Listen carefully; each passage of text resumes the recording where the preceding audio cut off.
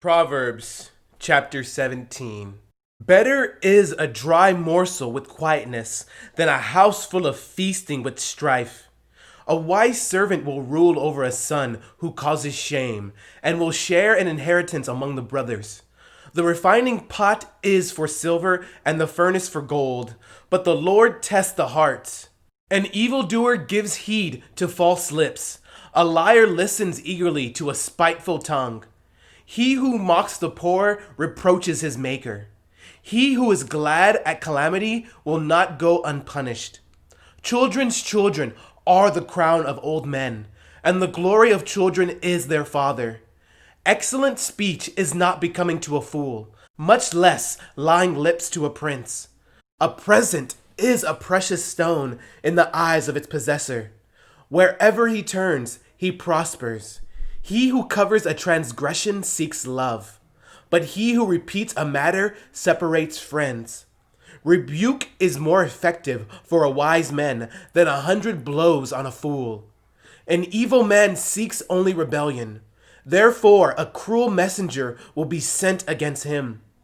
Let a man meet a bear robbed of her cubs, rather than a fool in his folly. Whoever rewards evil for good, evil will not depart from his house. The beginning of strife is like releasing water. Therefore, stop contention before a quarrel starts. He who justifies the wicked, therefore, stop contention before a quarrel starts.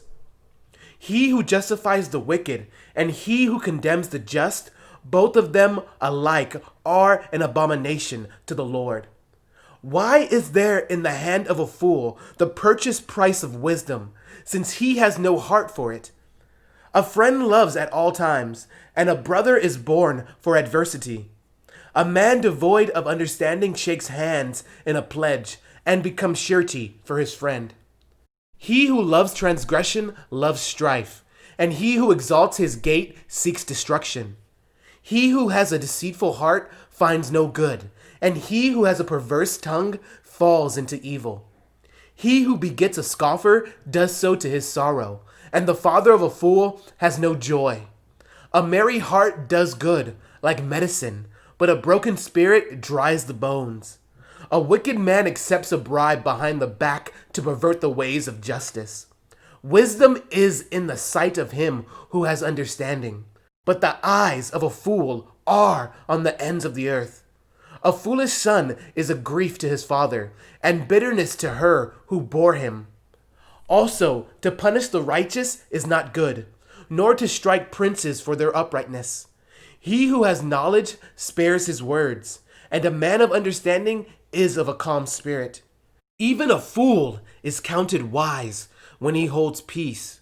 When he shuts his lips, he is considered perceptive.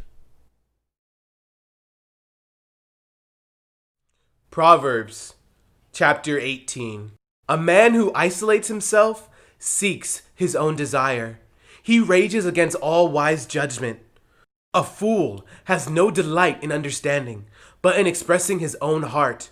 When the wicked comes, contempt comes also, and with dishonor comes reproach. The words of a man's mouth are deep waters. The wellspring of wisdom is a flowing brook. It is not good to show partiality to the wicked, or to overthrow the righteous in judgment. A fool's lips enter into contention, and his mouth calls for blows. A fool's mouth is his destruction, and his lips are the snare of his soul. The words of a table-bearer are like tasty trifles, and they go down into the inmost body. He who is slothful in his work is a brother to him who is a great destroyer. The name of the Lord is a strong tower. The righteous run to it and are safe. The rich man's wealth is his strong city, and like a high wall in his own esteem. Before destruction, the heart of a man is haughty, and before honor is humility. He who answers a matter before he hears it, it is folly and shame to him. The spirit of a man will sustain him in sickness, but who can bear a broken spirit?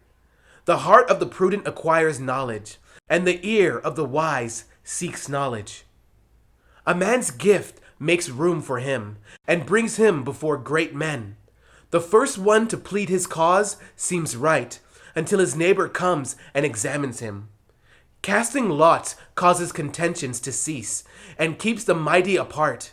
A brother offended is harder to win than a strong city, and contentions are like the bars of a castle. A man's stomach shall be satisfied from the fruit of his mouth. From the produce of his lips he shall be filled. Death and life are in the power of the tongue, and those who love it will eat its fruit. He who finds a wife finds a good thing, and obtains favor from the Lord. The poor man uses entreaties, but the rich man answers roughly. A man who has friends must himself be friendly, but there is a friend who sticks closer than a brother.